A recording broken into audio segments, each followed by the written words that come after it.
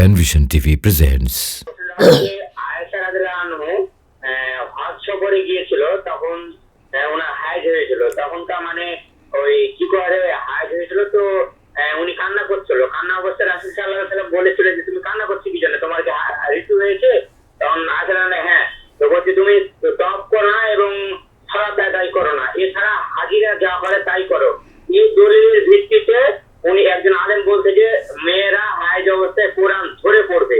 এই হাদিসের ভিত্তিতে আসলে এটা পুরোটা সহি কিনা আমি জানতে চাচ্ছি। জি, আয়েশা রাদিয়াল্লাহু তাআলা আনহা সম্পর্কে আপনি যেভাবে বলেছেন এই হাদিস সঠিক।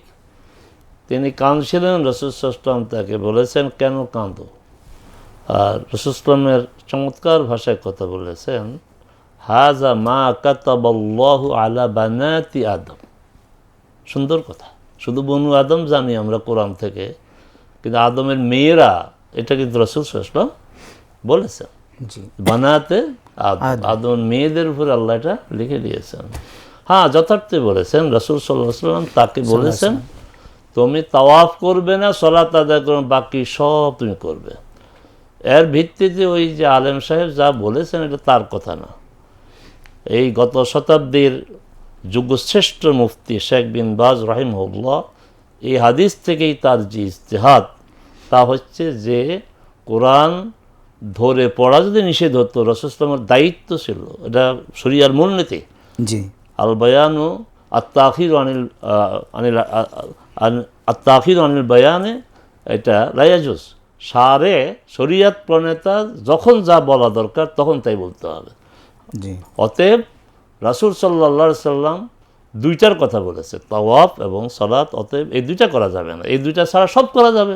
আর সব কিছুর মধ্যে কোরআন তেলাওয়াত রয়েছে। অতএব তিনি যা বলেছেন, তিনি তার, আমার সম্ভবত তিনি রেফারেন্স দিয়েই কথা বলা উচিত ছিল, কিন্তু তার কথা কে মানবে, কে শুনবে? শেখ বিন বাজ রাহিমাহুল্লাহর এটি ফতোয়া। তিনি বলিষ্ঠতার সাথে, দৃঢ়তার সাথে বলছেন যে হায়েজ অবস্থায় মেয়েরা কোরআন পড়তে পারবে না। হাদিসের বিশাল ভাণ্ডারে এর পক্ষে সমর্থনে কোনো দলিল নেই। অতএব আমরাও শেখ বিন বাজ রাহিমাহুল্লাহর এই কথার সূত্র ধরে বলবো, হ্যাঁ, কোরআন মাজিদ পড়তে পারবে। মোহতারাম, এখানে বর্তমান সমসাময়িক প্রশ্ন, সেটা হলো আমরা তো ভার্চুয়ালি এখন কোরআন তেলাওয়াত শুনি, বা মোবাইলে যখন কোরআনের স্ক্রিনে টেক্সট আসে এটা আমরা স্পর্শ করি, তাহলে এটা আমরা শুনতে পারবো এবং দেখতে পারবো কি? অবশ্যই শুনতে পারবেন, দেখতে পারবেন, কোনো সমস্যা নেই।